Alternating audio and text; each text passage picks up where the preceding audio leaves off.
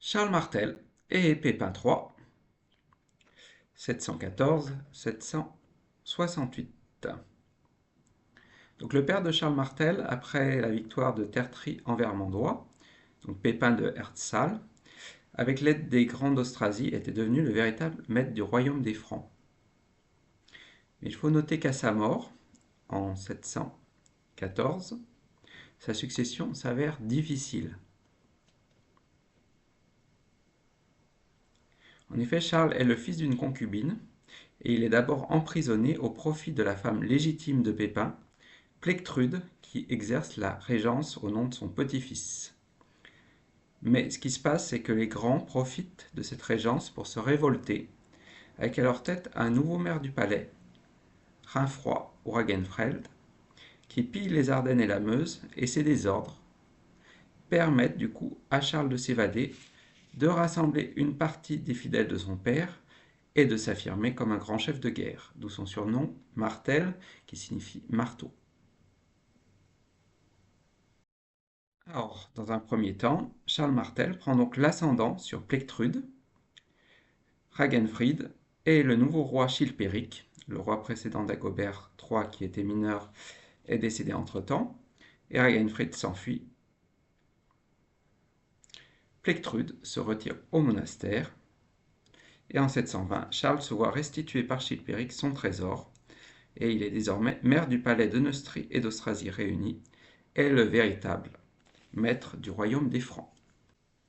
Alors dans un second temps, une fois son autorité établie sur le royaume des Francs, Charles Martel poursuit les conquêtes et étend son territoire à l'est face aux Saxons, puis il s'empare en 734 de la Frise, qui correspond à peu près aux Pays-Bas actuels,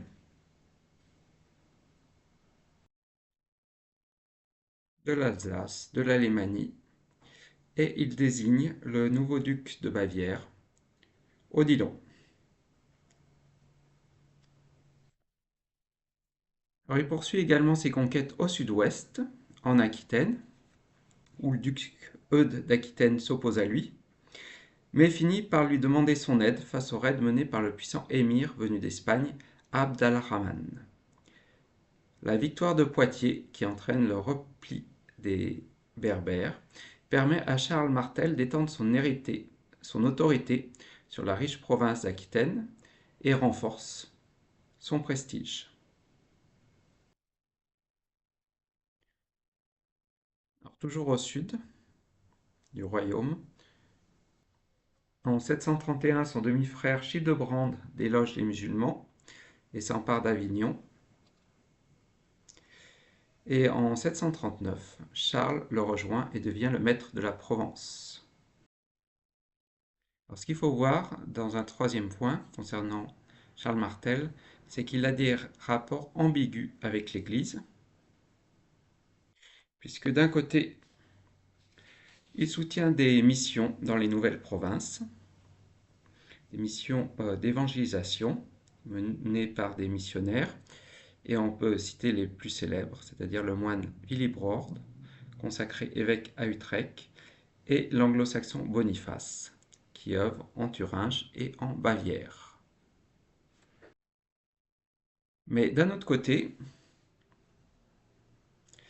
afin de fidéliser les grands qui s'allient à lui, il leur offre des territoires du fisc ou des propriétés prélevées parmi les biens d'église, entre autres des domaines d'abbaye, en échange d'une commande d'aciot qui transforme les bénéficiaires en vassaux.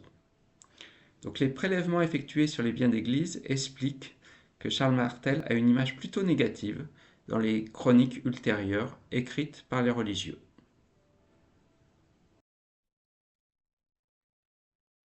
Alors en 739, Charles Martel est appelé par le pape, qui est menacé par les Lombards, et le pape lui propose de le sacrer vice-roi en échange de son aide, mais Charles Martel ne répond pas à sa demande, et il décède 2 ans plus tard, en 741.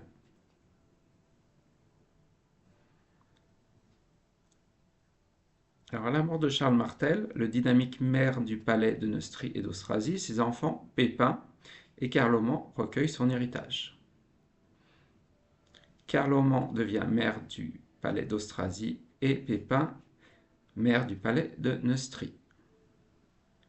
Alors les deux frères, dans un premier temps, donc on va voir ça dans le premier point, les deux frères s'attachent à préserver la stabilité du royaume. En 746, la révolte des Alamans est réprimée dans un bain de sang ordonné par Carloman. Et toujours, c'est un signe d'instabilité aux périphéries du royaume. En 760, Pépin va lancer une expédition contre le duc d'Aquitaine Waffa, dont la mort en 768 sur son ordre met fin aux tentatives d'autonomie de la province. Alors, dans un second point, il faut voir que les deux frères ont collaboré activement avec les autorités religieuses. Ils ont tous les deux été élevés dans un monastère, Saint-Denis pour Pépin, Echtornac pour Carloman. Et Carloman va d'ailleurs décider de se retirer au monastère pour s'installer définitivement au Mont Cassin en 750. Du coup, Pépin devient le seul maître du royaume à cette date, qui est également celle de la naissance de son fils, le futur Charlemagne. Alors, il s'attache alors à mettre fin à la dynastie des Mérovingiens et à devenir roi. Et pour que son accession à la royauté soit acceptée, il s'y prend en plusieurs étapes. D'abord, il envoie une délégation au pape Zacharie pour obtenir son autorisation. Et le pape accepte, lui donne son accord. L'année suivante, il convoque une assemblée avec tous les évêques du royaume ainsi que les principaux aristocrates afin qu'ils l'acclament roi et le reconnaissent comme le successeur des Mérovingiens. Et à ce moment-là, déposé Childéric, le dernier roi mérovingien, est tondu et envoyé au monastère. Enfin, Pépin profite de l'opportunité offerte par les difficultés du nouveau pape Étienne II, en conflit avec les Lombards qui font le siège de Rome, pour se faire sacrer